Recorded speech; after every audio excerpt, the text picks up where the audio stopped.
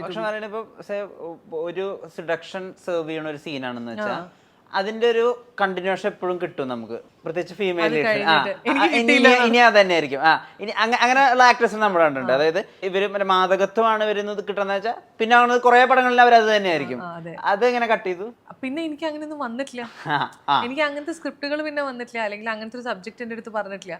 പിന്നെ വന്നത് സത്യം പറഞ്ഞു കഴിഞ്ഞാൽ എൻ്റെ പേഴ്സണാലിറ്റിക്ക് എക്സാക്ട് ഓപ്പോസിറ്റ് ആയിട്ട് ഈ വയസ്സ് എത്രയൊക്കെ അങ്ങനെയാണ്.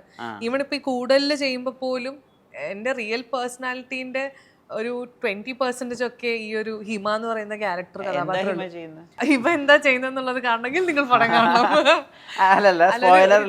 ഒരു കോളേജ് ഗോയിങ് ഗേൾ ആണ്. ഈ പറഞ്ഞ പോലെ എല്ലാവരുടെ അടുത്തും ഭയങ്കര എംപത്തി ഒക്കെ ഉള്ള, കുറച്ച് സോഫ്റ്റ് സ്പോക്കൺ ആയിട്ടുള്ള ഒരു കുട്ടിയാണ്. ഒരു റിലേഷൻഷിപ്പ് ഉണ്ട്.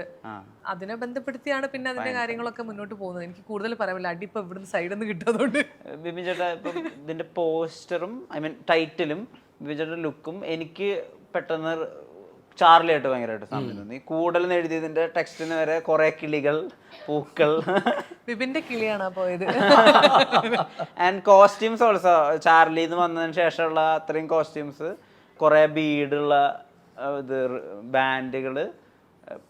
എന്ത് റിമോട്ടഡ്ലി ഒരു ഇൻസ്പിറേഷൻ ഉണ്ടോ ചാർലിന്ന്? ആ ഒരു വൈബ് കിട്ടാൻ തന്നെ ആയിരിക്കാം ആദിത്യ നാണു എന്നാണ് ഇതിന്റെ കോസ്റ്റ്യൂം ഡിസൈനറിന്റെ പേര്. ഇവിടെ ഈ ചാർലിയുടെ കേസ് ആ സെറ്റിൽ തന്നെ കുറെ തവണ പറയാം. അപ്പൊ ഞാൻ തന്നെ കളിയാക്കാതിരിക്കാൻ ട്രോളി തന്നെ സ്വയം.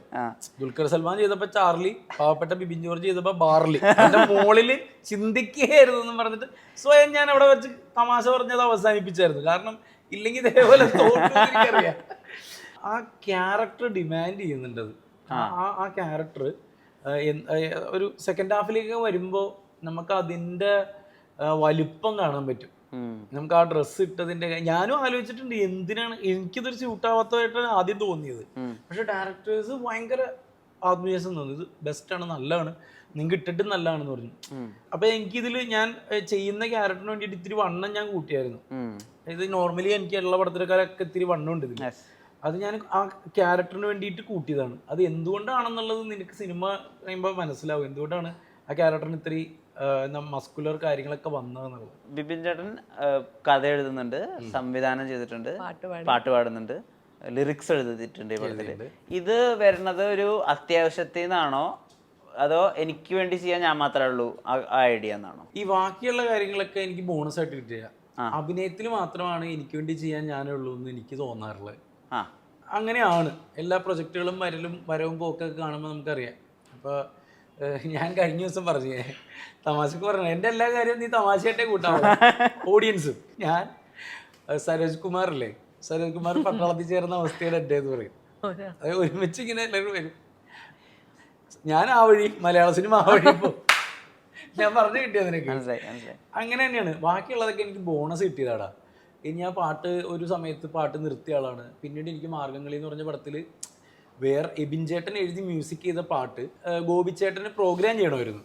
അപ്പോൾ ഗോപിച്ചേട്ടൻ പറഞ്ഞു, ബിബി എനിക്ക് ആ പാട്ട് അറിയില്ലല്ലോ, എബിൻ്റെ പാട്ടല്ലേ, അതെങ്ങനെയാണെന്ന് ഒന്ന് പാടിയിട്ടേക്കാൻ പറഞ്ഞു. അങ്ങനെ ഞാൻ ചെന്നിട്ട് പോയിട്ട് മൈക്കിൽ ചേട്ടാ ഇതാണ്ട പാട്ട് എന്ന് പറഞ്ഞിട്ട് നീനക്കായി ഞാൻ പുള്ളി പറഞ്ഞ മര്യാദക്ക് പാടിക്കോ, വിനീതേട്ടനെ കൊണ്ട് പഠിപ്പിക്കണമെന്നായിരുന്നു ആഗ്രഹം എൻ്റെ. അത് കഴിഞ്ഞ് പോയിന്ന് 2-3 ദിവസം കഴിഞ്ഞപ്പോൾ പുള്ളി അത് പ്രോഗ്രാം ചെയ്ത് അയച്ചു തന്നു ഈ പാട്ട് എൻ്റെ സൗണ്ടിൽ. എനിക്കിപ്പോഴും ഓർമ്മയുണ്ട്, ഷാഫി സാറിൻ്റെ വീട്ടിലിരുന്നിട്ടാണ് ഞാനത് കേൾക്കണത്. ഷാഫി സാറ് കേട്ട്, ആൽവിൻ ചേട്ടൻ കേട്ട്, ഞാൻ മാർഗംകളിയില്ല.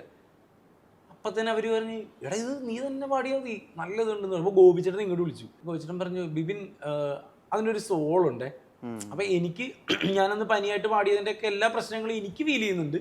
പക്ഷെ പുള്ളി പറഞ്ഞു അതിനൊരു സോളുണ്ട്, താൻ പാടിയതിനൊരു പെയിൻ ഉണ്ട്, അത് ചിലപ്പോൾ അത് താൻ തന്നെ പാടിയാൽ മതി എന്ന് പറഞ്ഞാൽ അങ്ങനെ വന്നതാണ് അത്. അല്ല പിന്നെ കണ്ടിന്യൂസ് ആ പാട്ട് വന്ന് ഹിറ്റായി കഴിഞ്ഞപ്പോഴേക്കും ആ പടം ഇറങ്ങി കഴിഞ്ഞ ശേഷമാണ് ആ പാട്ട് ഹിറ്റായെന്ന് അറിയാം. ഞാനാണ് പാടിയെന്ന് തന്നെ ആളുകൾ തിരിച്ചറിയാൻ കുറെ സമയം എടുത്ത്. പിന്നിപ്പ എന്താണ് അതിന് കിട്ടിയ ഗുണം എന്ന് പറഞ്ഞു കഴിഞ്ഞാൽ ഞാൻ വീണ്ടും സ്റ്റേജുകളിൽ പാടാൻ തുടങ്ങി. ഞാൻ ഒരു സമയത്ത് നിർത്തിയതായിരുന്നു പാട്ട്. ചെറുപ്പത്തിൽ നമ്മൾ പാട്ടായിരുന്നേ. ചെറുപ്പത്തിൽ ഇങ്ങനെ 1ാം ക്ലാസ്സിലൊക്കെ പോയി പാട്ട് പാടി പാടി പാടി പാടി നമുക്കൊരു കുറച്ച് വയസ്സൊക്കെ ആയി കഴിഞ്ഞപ്പോൾ, അതായത് ഒരു 5ാം ക്ലാസ്സൊക്കെ ആയി കഴിഞ്ഞപ്പോഴേക്കും ഈ പാട്ട് പാടുമ്പോഴേ ആളുകളുടെ വ്യൂ മാറാൻ തുടങ്ങി. ആളുകൾ പാട്ടിലുപരിയായിട്ട് എൻ്റെ സിമ്പതി ആയിട്ട് കാണാൻ തുടങ്ങി. എല്ലാവരും പാട്ട് കേൾക്കുമ്പോൾ ഇങ്ങനെ അങ്ങനെ ആവാൻ തുടങ്ങി. എനിക്ക് നല്ല ഡിവൈനബിലിറ്റി ഉള്ള ആർക്കും ഇഷ്ടമല്ല സിമ്പതി. എമ്പതി ചെയ്തോട്ടെ, സിമ്പതി വേണ്ട. അതിൻ്റെ പുറത്തിങ്ങനെ ഞാൻ ഈ കാഴ്ചപ്പാട് മാറിയപ്പോഴേക്കും ഞാൻ ചിന്തിച്ചു ഇനി ഇത് വേണ്ട. ആളുകൾ ഞാൻ വരുമ്പോഴേക്കും നല്ല എനർജി ആയിട്ട്. 5ാം ക്ലാസ് പഠിക്കുമ്പോഴാ തോന്നിയിരുന്നു എനിക്കത് വേണ്ടെന്ന്? 5ാം ക്ലാസ്സല്ല, എനിക്ക് ചെറുപ്പത്തിലേ വേണ്ടെന്ന് തീരുമാനിച്ച ആളാ ഞാൻ. ബോംബ് കഥയിൽ നിനക്ക് പടത്തിൽ ഓർമ്മയുണ്ടോ, ഒരു കൂട്ടുകാർ ബാക്കിയുള്ള പിള്ളേരുടെ ഒപ്പം ഓടിയ ഒരു കുട്ടിയില്ലേ, അത് ഞാൻ തന്നെയുള്ളൂ. മനസ്സിലായ? അപ്പൊ അന്നേ അത് തീരുമാനിച്ചിരുന്നു. അത് ഭയങ്കര പെയിൻ. അത് എങ്ങനെ നിങ്ങൾക്ക് പറഞ്ഞു തരുമെന്ന് അറിയാം. ഇപ്പൊ നിനക്കൊരു ഒരു ഫോൾ ഉണ്ടായാൽ ആ ഫോളിനെ വെച്ചിട്ട് 2 തട്ട് കെട്ടിയാൽ പോലും നിനക്ക് വേദനിക്കും. ഇപ്പൊ ബ്രേക്കപ്പ് ആയിന്ന് ചോദിച്ചു നീ, ഇപ്പൊ നിന്നെ വീട്ടിൽ ആരെ അറിയിക്കണമെന്നൊക്കെ വിചാരിച്ച് കൂട്ടുകാരുടെ അടുത്തേക്ക് പോകുമ്പോ അവര് പോട്ടറാ അവള് പോട്ടെ നമ്മൾ പറഞ്ഞിട്ട് അതായിരിക്കും അത് നമുക്ക് അവിടെ നിന്ന് തുടങ്ങി നമുക്ക് പിന്നെയും വിഷമം തോന്നും. വേറൊരു സാധനം ഉണ്ട്, നീ ഓക്കെ ആണോ? ഓക്കെ ബിബിമോ ഹാപ്പിയാണോ? അപ്പൊ അതുകൊണ്ട് അന്ന് ആ സമയത്ത് നിർത്തിയതാ. പിന്നെ അങ്ങനെ പാട്ട് ക്ലാസ്സില് അങ്ങനെ ഒതുങ്ങി, സ്റ്റേജുകളിലേക്കൊന്നും പോയില്ല. പിന്നെ വലിയ കാര്യത്തിന് അങ്ങനെ പോയിട്ടില്ല. നീ അതാ ഞാൻ പറഞ്ഞ മഹാരാജാസ് കോളേജില് ഞാൻ ഒരു പാട്ട് സ്റ്റേജിൽ കയറി പാടിയിട്ടില്ല. ആ എനിക്ക് ഇപ്പോഴും ആലോചിക്കും അയ്യോ എന്നാവും. മഹാരാജാസിൽ ഞാൻ പാടിയിട്ടില്ല ഒരു പാട്ട്. നമ്മളെല്ലാരും പറയൂലേ ക്ലാസ്സിൽ വെറുതെ പിള്ളേരായിട്ട് പാടും, അവൻ പാടൂട്ടാ, അത്രേ ഉള്ളൂ. ഈ കൂടുതലും ഇതുപോലെ തന്നെയല്ലേ പഠിപ്പിച്ചത്? കൂടുതലും ഈ പറഞ്ഞ പോലെ തന്നെ പനി പിടിച്ച ദിവസം, ഇവര് പനി പിടിക്കുന്ന ദിവസമാണ് എന്നെ പാടാൻ വിളിക്കുന്നത്. പേടിച്ച് പനി പിടിക്കണല്ലോ അങ്ങനെയാടാ. അപ്പൊ അതുപോലെ തന്നെ 10ാം ക്ലാസ് എത്തിയപ്പോ അപ്പൻ ചോദിച്ചതെന്ന് പറഞ്ഞാല് എടാ പാട്ട് വേണോ മിമിക്രി വേണോ? ഞാനപ്പോ അന്ന് ചോയ്സ് ചെയ്തത് ഈ പറയുന്ന ഞാൻ ചെല്ലുമ്പോൾ എല്ലാവരും വളരെ പോസിറ്റീവോടുകൂടി സന്തോഷത്തോടുകൂടി എന്നെ കാണണം എന്നുള്ളതാണ്.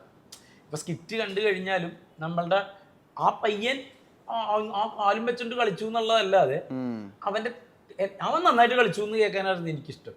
അതിപ്പോഴും ഞാൻ സിനിമയിലാണെങ്കിൽ ഞാൻ ഇപ്പോഴും ആഗ്രഹിക്കുന്ന അതാണ്.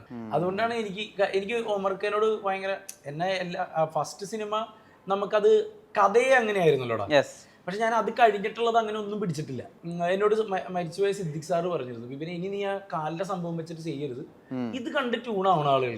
അതിനൊരു കഥ ഉണ്ടാക്കുക അല്ലെങ്കിൽ അതിനൊരു ബാക്ക് സ്റ്റോറി ഉണ്ടാക്കുക, അത് ചെയ്യരുത്. ഇല്ല, അത് ഉണ്ടാക്കരുത്. കാരണം എന്ന് വെച്ച് കഴിഞ്ഞാൽ എന്താ സംഭവം എന്ന് വെച്ച് കഴിഞ്ഞാൽ അത് കണ്ടു കഴിഞ്ഞാൽ പിന്നെ എത്ര നേരം പോകാൻ പറ്റും? നീയും ഈ സമൂഹത്തിലുള്ളതാണ് അല്ലേ? നമ്മളെന്തോരോ പേരെ കാണുന്നതാണ്. എന്നോട് ഈ ചില ആൾക്കാരൊക്കെ ഈ ഫേസ്ബുക്കിലൊക്കെ ചിലർ കടമൊക്കെ ചോദിക്കും, ബൈക്കൊക്കെ മേടിക്കാൻ കടം ചോദിക്കൂടാ. അപ്പൊ ഞാൻ ഈ ബുദ്ധിമുട്ട് പറഞ്ഞവരോട് പറയും, അതായത് 2 കാലില്ലാത്ത ആൾക്കാർ ചീര വിറ്റ് ജീവിക്കുന്ന നാടാണ് ഇവിടെ. ലോട്ടറി വിറ്റ് എത്ര കുടുംബങ്ങൾ കഴിയുന്നുണ്ട്, എന്തോരം ആൾക്കാർ. അപ്പൊ അതുകൊണ്ട് എനിക്കത് വലിയ സിമ്പിൾ തോന്നൂല. അതുകൊണ്ട് അങ്ങനെയുള്ള ആളുകൾ കറക്റ്റാണോ? എനിക്കറിയാം, പറയാം ഇതെല്ലാ സമൂഹത്തിലുള്ള ആളുകളാണ്. എന്നെ അങ്ങനെ തന്നെ കണ്ടാൽ മതി. അപ്പൊ അങ്ങനെ കുറെ നാൾക്ക് ശേഷം ഗുമസ്തലിലാണെങ്കിലും പിന്നെ അതൊക്കെ അതില്ലാണ്ടായി. പിന്നെ ആളുകൾ കുറച്ചെങ്കിലും എന്നെ കണ്ട് ശീലിച്ചു തുടങ്ങി. ബാഡ് ബോയ്സിൽ നീ ശ്രദ്ധിച്ചറിയാം, പരമാവധി അങ്ങനത്തെ അറിയാനേ പാടില്ല. എൻ്റെ എത്ര പേര് എനിക്ക് മെസ്സേജ് അയച്ചെന്ന് അറിയാം. എനിക്ക് ബാഡ് ബോയ്സ് കിട്ടിയ ഏറ്റവും വലിയ ഗുണമാണ്. ബാഡ് ബോയ്സ് എത്ര പേര് മെസ്സേജ് അയച്ചെന്ന് അറിയാമോ? എനിക്ക് അത് ആ കാര്യമേ വിട്ടുപോയി എന്ന് പറഞ്ഞു. അപ്പൊ എനിക്കത് ഒമർക്കാനോട് അത്രയും താങ്ക്സ് ഉണ്ട് ആ കാര്യത്തിൽ. അതെ, നിങ്ങൾ 4 ഗുണ്ടകളിൽ ഒരു ഗുണ്ട തന്നെയാ. അതെ, ആരോഗ്യത്തിന്റെ ഗാത്രനായ ഒരു ഗുണ്ട. ഇടിച്ചടിച്ചുന്നുണ്ട്. അതെ അതെ അതെ. എന്റെ അതായത് മറ്റേ ഒരാളെ പോയിട്ട് ഇങ്ങനെ വേണം റിവ്യൂ പറയാനുള്ള ഭയങ്കര നല്ലതായിരുന്നു അത്.